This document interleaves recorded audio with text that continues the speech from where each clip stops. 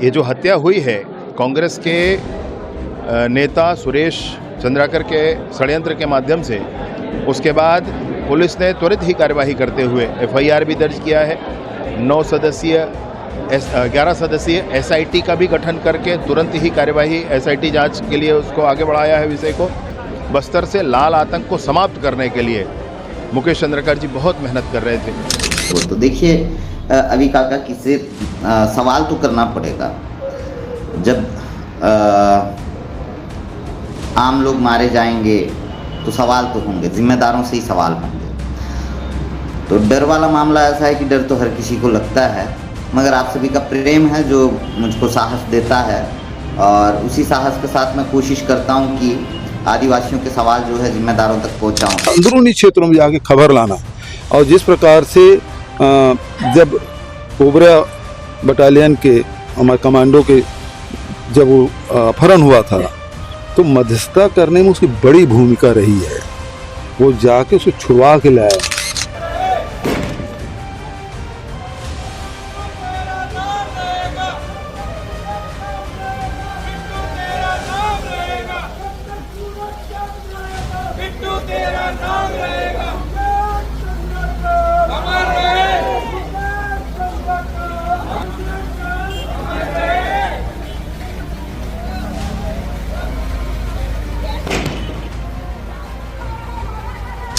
सवाल इस बात का, अरुण साव बहुत ताकतवर उप मुख्यमंत्री हैं।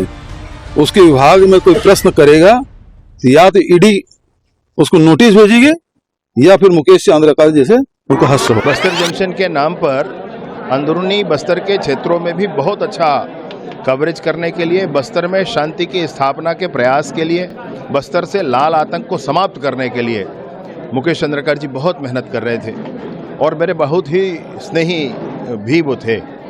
ये जो हत्या हुई है कांग्रेस के नेता सुरेश चंद्राकर के षड्यंत्र के माध्यम से, उसके बाद पुलिस ने त्वरित ही कार्यवाही करते हुए एफआईआर भी दर्ज किया है।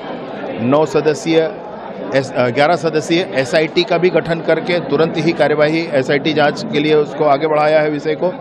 साथ ही साथ इनके जितने अवैध ठिकाने थे उन ठिकानों पर भी कार्यवाही कर रहे हैं।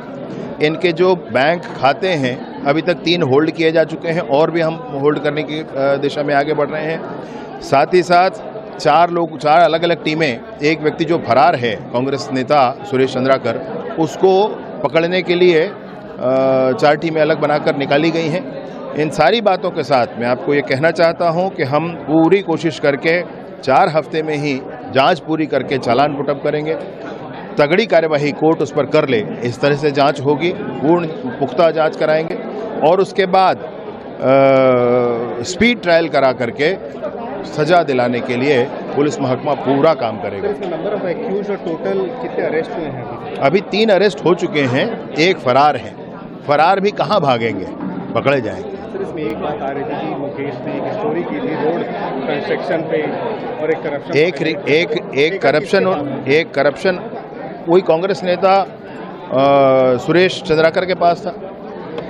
25 दिसंबर को एक टीवी चैनल ने, एनडीटीवी टीवी चैनल ने उसको हाईलाइट किया था उसको, और 25 दिसंबर को ही पीडब्ल्यूडी मंत्री अरुण साव जी ने उस पर जांच के आदेश निकाल दिए थे।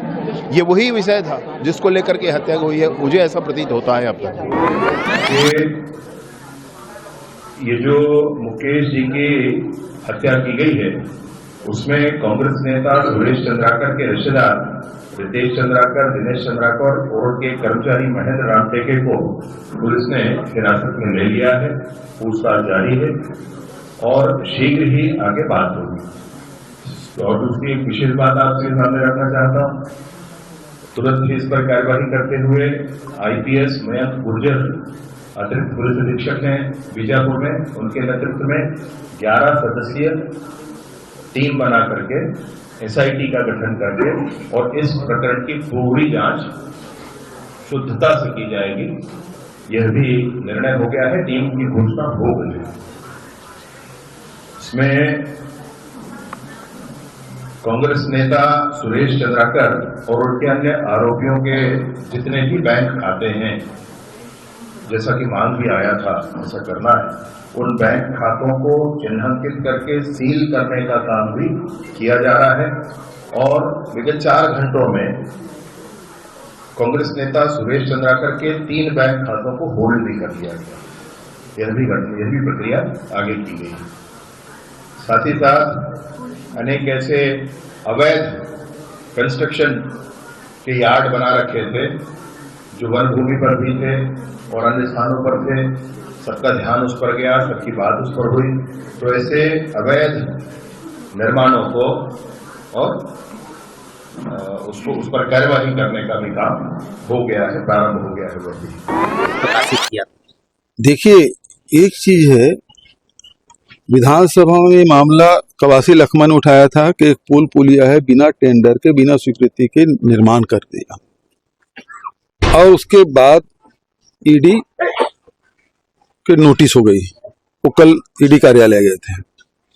5 दिन पहले मुकेश चंद्राकर ने खबर छापी और तीसरे चौथे दिन उसकी हत्या हो गई और उसके टंकी में डाल दिया गया। मुकेश चंद्राकर को मैं व्यक्तिगत रूप से जानता हूँ, बीजापुर गया, कितने बार उससे मुलाकात, बहुत साहसी या दुस्साहसी कहा जाए, अंदरूनी क्षेत्रों में जाके खबर लाना। और जिस प्रकार से जब कोबरा बटालियन के हमारे कमांडो के जब वो अपहरण हुआ था तो मध्यस्थता करने में उसकी बड़ी भूमिका रही है। वो जाके उसको छुड़वा के लाए। तो ऐसे देशभक्त जो थे, समाज की सेवा भी कर रहे थे और अपनी जिम्मेदारी के निर्वहन अपने प्राणों बाजी लगाकर उन्होंने किया। तो कुल मिला के बात है कि भ्रष्टाचार को उजागर कोई भी करेगा, यहाँ सुरक्षित नहीं है। सर, जैसे हत्या का जो आरोपी है सुरेश चंद्राकर, उसका कनेक्शन कांग्रेस से बताया जा रहा है, बीजेपी आरोप लगा रही है। ये ऐसे लगाते हैं। सब फोटो भी वायरल हो रहे थे। किसका? मुकेश चंद्राकर के साथ तो मेरा भी फोटो है, मैं तो वीडियो डाला भी ना, मिलते भी रहे। अब वो कांग्रेसी हो गया है ना, तो भाई उसको पेमेंट 90% क्यों कर दिए?